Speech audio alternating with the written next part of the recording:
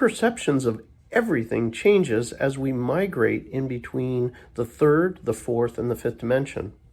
For example, if we encounter a homeless person while we are living in that third dimension, we're going to have thoughts and feelings of, get a job.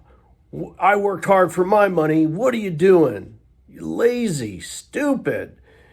Get up and get to work. Do something.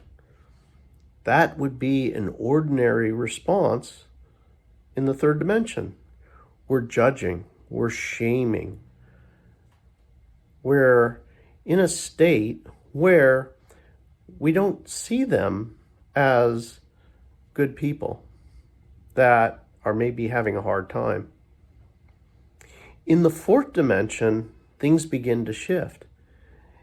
As you're in the fourth dimension, you may begin to actually look them in the eye. You might find yourself actually curious. This person's a survivor. They probably have a very interesting story to tell. You're actually able to communicate and to see them as a regular person. Compassion begins to erupt inside of you. And finally, when you shift to the fifth dimension,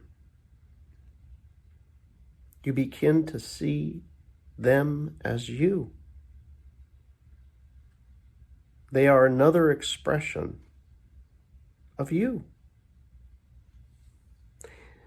This whole transition, moving in between these levels of consciousness, is easy once you know how.